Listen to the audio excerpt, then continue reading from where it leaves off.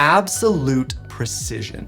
That's what it takes to be a great rhythm guitarist. In many ways, I believe it can actually be harder than some of the flashiest lead techniques. And those who do it best get to this point where their sense of rhythm is just so good that everything happens on autopilot. So is it possible to learn this superpower, or is it something you're just born with? Well, it's true that some guitarists do start out with a better natural sense of rhythm than others. But it's also true that even the most rhythmically challenged players can master this skill by focusing their practice on the right things. So today I've got a 2-part practice routine that you can start using right now to vastly improve your sense of timing in less than a month. But first I want to show you this guitar case from my good friends over at Analog Cases. As many of you know, my Jazzmaster is my favorite guitar, but one of the biggest challenges with offset guitars like this one is that they usually don't fit in hardshell cases made for any other style of guitar. And that's why the Unison guitar case from Analog Cases is so great. It perfectly fits any offset guitar,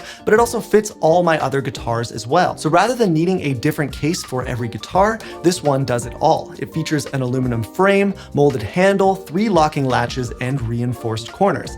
And Analog Cases has a 20% off Christmas sale happening right now. So if you're in the market for a new one-size-fits-all guitar case, just click the link at the top of the description or in the pinned comment. All right, let's get back to the practice routine. So the first part of this 2-part routine involves the use of our trusty old friend, the metronome. And all we're gonna do here is set our metronome to a fast BPM, and it has to be a number that's divisible by 8. You'll understand why in a minute, but I'll put a bunch of these numbers up on the screen and you can use any of them that you want. I'm gonna go with 200. So we set our metronome to 200 beats per minute. We mute our strings and we strum every other click. So there's 1 click in between each strum, just like this.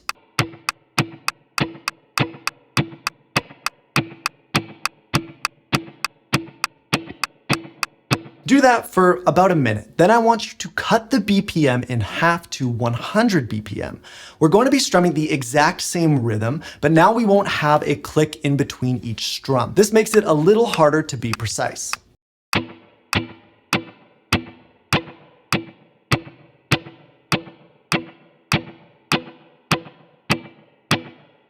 And I'm sure you know what the next step here is. We're going to cut it in half again and go down to 50 BPM.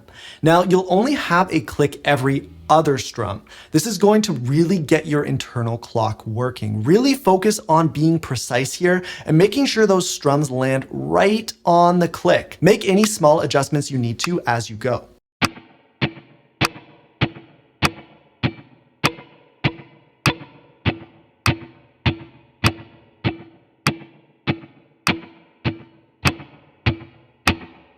Do this for a good 2 or 3 minutes straight to really let your internal sense of timing lock into the rhythm. Then we get to our final challenge, which is to cut our metronome in half again, down to 25 BPM. Now you'll only have a click once every 4 strums. It's gonna feel really hard at first, but don't quit right away. Just take a breath and listen closely. Close your eyes if you have to. The longer you let it go for, the closer you will get.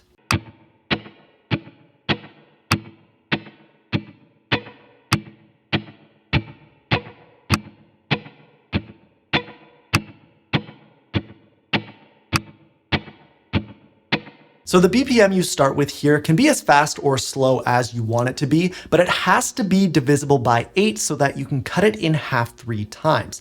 Practice this for 10 minutes a day and you'll see some crazy results in just a few weeks. The second part of our practice routine is a little more fun. Now, one thing that separates great rhythm guitar players from the average ones is that they know how to play their guitar like a drum kit. So what does this mean? Well, they actually make use of the fact that the guitar has low strings and high strings. They create dynamics by hitting different strings harder or softer, and they make use of muting to add depth to everything that they play. Let me show you what I mean. So if you imagine a kick drum, it's got a thump like that, right? And we can use our low strings to emulate that kick drum, just like we can use our high strings to emulate a snare. So we could do something like to follow the pattern of the drums. We can even add in a little bit of hi-hat if we want, just by hitting our strings a little more lightly. We can go.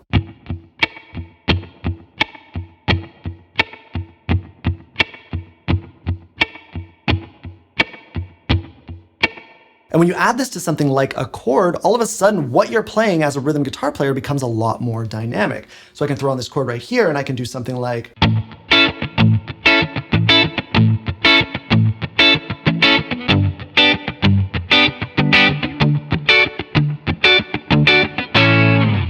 And to work on this skill, we're just gonna throw on some songs and act like the drum kit. The best way to do this is once again with muted strings. So let me show you a quick example.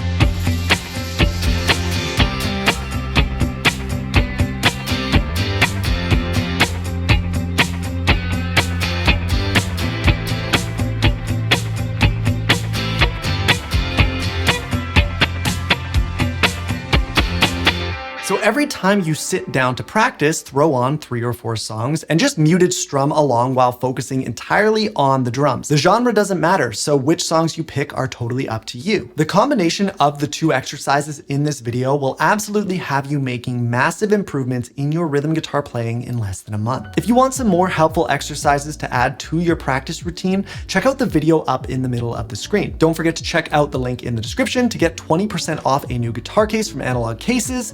Thank you so much for watching, and I'll see you in the next one.